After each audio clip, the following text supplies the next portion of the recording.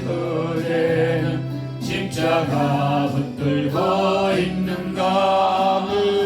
예수의 보혈로 그대는 씻기려 있는가. 마음속에 여러 가지 죄악이 깨끗이 씻기려 있는가. 주님의 수 다시 올 때 그대는 영접할 회복에 있는가. 그대 몸은 거룩한 곳 성전에 들어갈 준비가 됐는가. 예수의 보혈로 그대는 씻기려 있는가. 마음속에 여러 가지 죄악이 깨끗이 씻기려 있는가. 어느 때에 어려워진 내 복을 그 앞에 지금 다 벗어서 샘물같이 솟아나는 보혈로 눈보다 저에게 씻으라. 예수의 보혈로 그대는 씻기려 있는가. 마음속에 여러 가지 죄악이 깨끗이 씻기려 있는가. 아멘. 인사하십시다. 사랑합니다. 축복합니다. 사랑합니다. 축복합니다. 아멘. 보리떡 5개와 물고기 2마리를 가지고 우리 주님께서 기적을 베푸셨는데 5,000명을 먹이고 남으셨다 했습니다. 여러분 믿어져요? 아멘. 저는 안 믿어지는데 아멘. 여러분 믿습니다. 아멘. 주님께서 하시는 일은 우리는 아멘으로 믿는 거예요. 아멘. 그런데 불가능한 일인데 우리 주님께서는 그걸 하셨습니다. 아멘. 50년, 60년 전 우리나라에 보릿고개 시절이 있었다고 하죠. 그때 쌀 한 줌만 얻어도 물을 넣고 펄펄 끓여가지고 여러 가족이 이렇게 먹였잖아요. 근데 옛날에 그렇게 보리밥을 누가 먹여요? 머슴들 있는 집에는 쌀을 한 주먹 정도 위에다 살짝 깔고 나머지는 전부 보리입니다. 보리밥을 해서 이렇게 머슴들을 먹여요. 근데 그 머슴들을 밥을 포근포근 눌러서 먹이고 점심은 뭐냐? 감자를 줍니다. 감자를 삶아서 점심을 먹이고 일꾼들을 일을 시키고. 그러면 그때 당시 월급이 얼마냐? 집에서 먹고 자고 일하고 월급이 1년에 쌀 한 가마니에요. 한 가마. 그걸 받고 일을 하고. 그런 시절. 그런데 우리 주님께서 보리떡 5개와 물고기 2마리를 가지고 축사하시고 5,000명을 먹이시고 7바구니가 남았다. 근데 우리 현실적으로는 진짜 그런 역사가 있을까? 기적이 있을까? 근데 우리 기독교는 반드시 기적의 역사, 종교. 그래서 기적을 보게 하옵소서. 아멘. 기적을 보게 하옵소서. 기적을 보게 하옵소서. 어제 어떤 목사님이 우리 교회 찾아오셔가지고 두 분이 오셔가지고 저한테 그 이야기를 하시더라고요. 목사님, 목회를 그렇게 오래 하셨는데 앞으로는 이 교회에서 기도하실 때에 기적만 보게 하옵소서. 기도를 그렇게 하려고 해서 내가 속으로 당신이 말 안 해도 지금까지 하고 있어. 여러분. 그러니까 할 수 없는 과정 속에서 우리 주님은 하셨다 이거지. 아멘. 나는 할 수가 없는데 우리 주님께서는 많은 사람들에게 기적을 보여주셨고 또 소망을 심어줬어요. 오늘 본문에 나오는 이 스토리는 조금 다릅니다. 남자 장정만 5,000명이 이제 먹었습니다. 유대도 남성 이주사이고 남자 그것도 뭐예요? 성인만.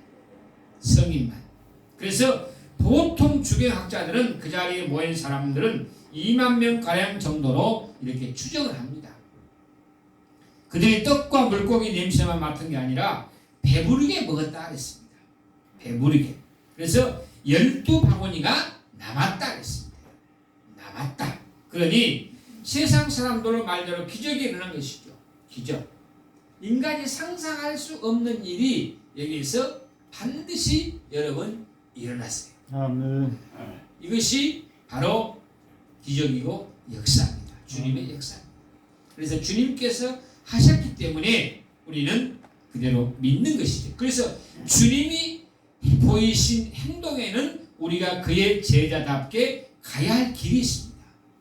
뭡니까? 그런데 오늘은 이 놀라운 역사의 시작이 무엇인지 우리가 한번 생각해 보면서 우리도 동일하게 놀라운 길을 우리는 걸어가고자 합니다. 그래서 오늘 본문에서 주님께서 보여주신 놀라운 역사의 시발점을 우리는 몇 가지로 한번 나누면서 피차간의 은혜를 나누고자 합니다. 첫째는 놀라운 역사는 주님의 손에 붙들리는 데서부터 시작되고 있습니다.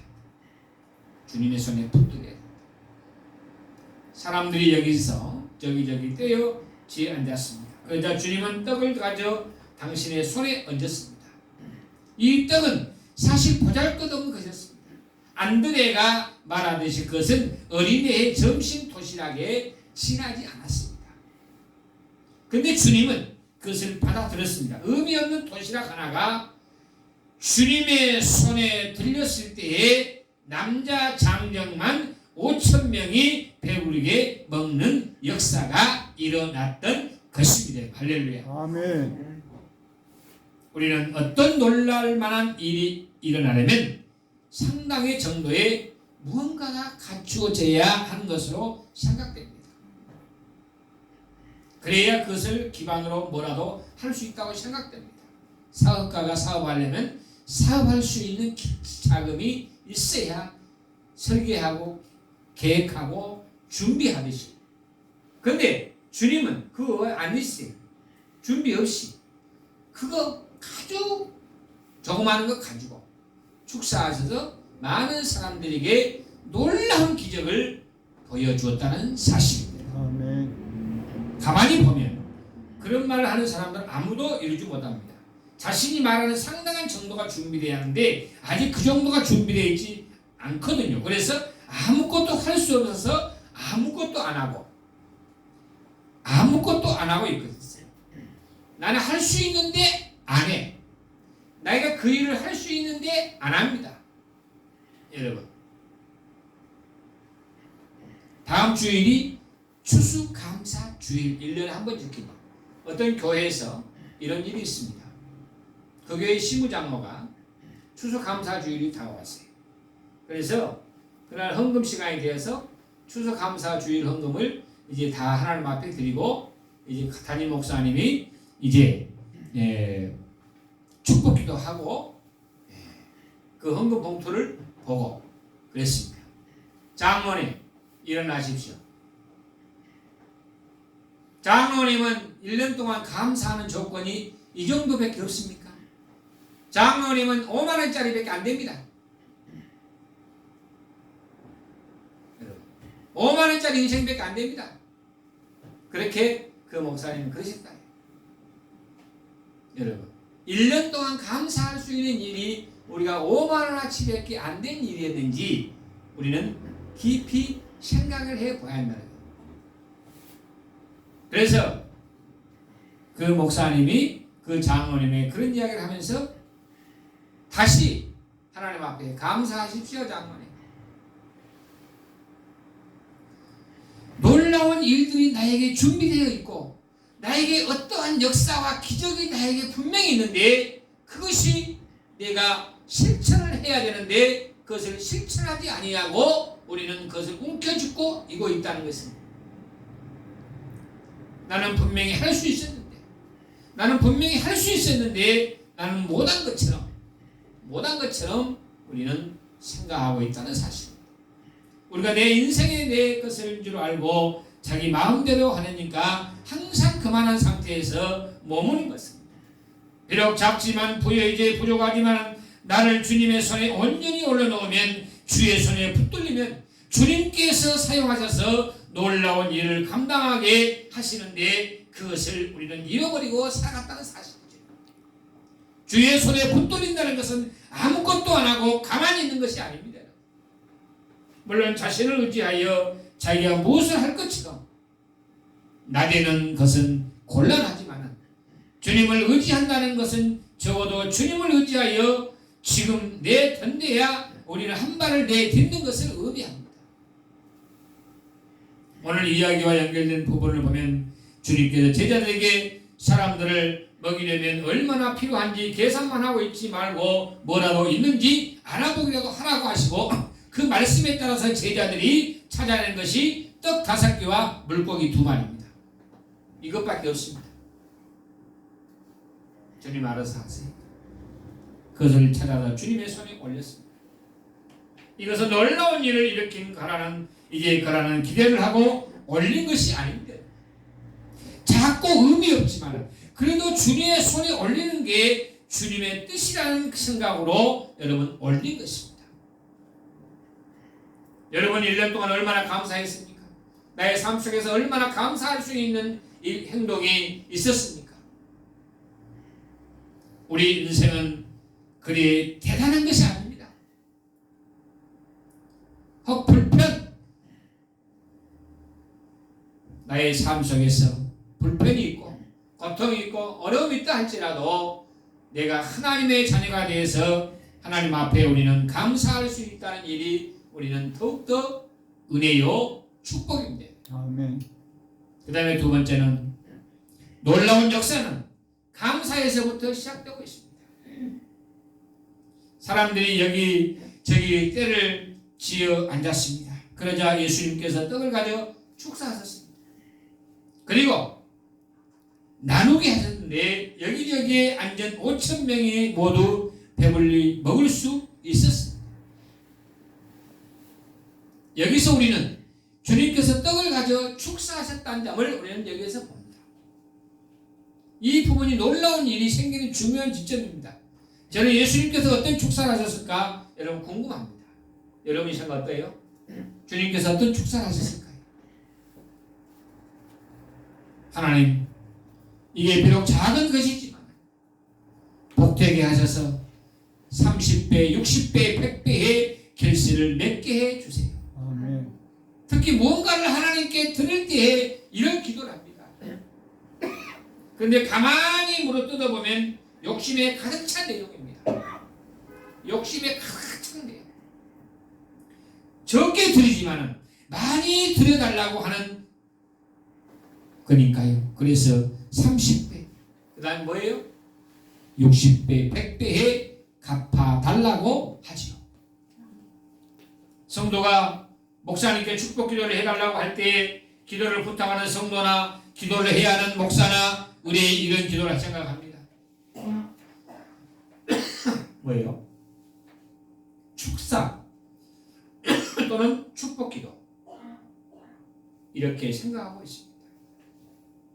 전능하신 하나님, 하나님의 능력만 따진다면 100만 배가 아니라 1000만 배도 더 갚아주실 것입니다. 아멘. 하나님은 전능하신 분이니까요. 주여. 오늘 본문에서 주님께서 하신 축사도 이런 것일까요? 아버지 하나님, 전능하신 하나님, 지금 5,000명이나 모였는데 떡 5개와 물고기 2마리밖에 없습니다. 하지만 하나님의 능력을 믿는데 이 정도가 무슨 대수이겠습니까? 이것을 복되게 하셔서 모두가 배불리 먹고도 많이 남게 해 주시옵소서. 아멘. 주님이 하신 축사는 이런 것일까요? 여러분, 하지만 그렇게 해석하기엔 너무 인간 중심.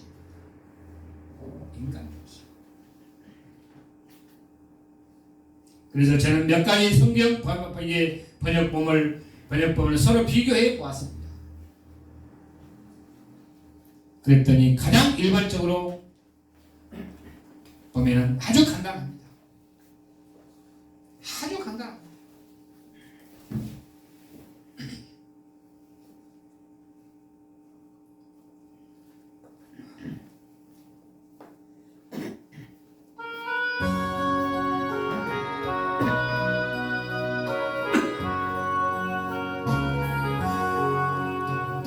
보다도 더 검은 새로 물든 이만 인생보다 더 이래 깨끗하게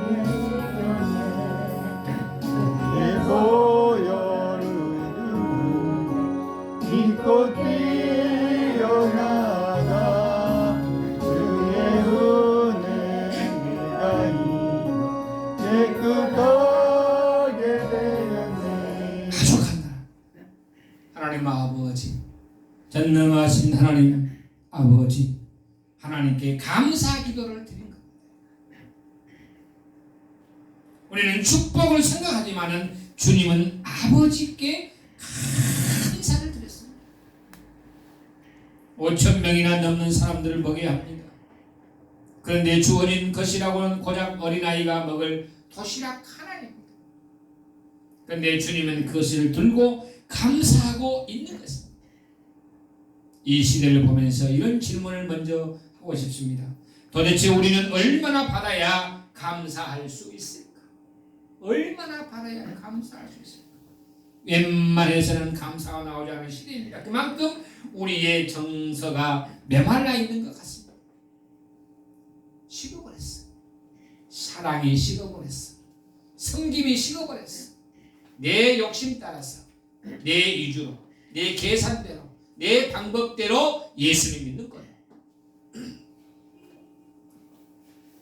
요즘은 감사하는 성도가 많지를 않습니다. 이렇게 감사가 뜸해진 때에는 물량주의적인 세계관이 우리를 사로잡는 것도 원인이 있습니다. 그동안 우리는 축복을 물질로 연결시키는 일들이 많았습니다. 그래서 하나님의 사랑을 받고 하나님의 놀라운 역사를 경험한 일들은 놀랄 정도로 물질의 축복을 받아야만 할 수 있는 것으로 생각하게 되었습니다. 그러다 보니 현대사회에서 감사의 이유가 사라질 수밖에 없습니다. 주님은 어린아이 하나가 먹을 작고 보잘것없는 도시락을 들고는 어때요? 아버지께 감사했습니다. 원망할 수 있습니다. 이렇게 많은 무리들을 보내주시고는 고작 도시락 하나입니까? 불평할 수 있습니다. 그러나 거기에 감사했습니다. 이 정도 많은 사람을 보내실 거라면 그들을 먹을 만한 떡도 보내셔야 하지 않겠습니까? 이렇게 불평할 수도 있습니다.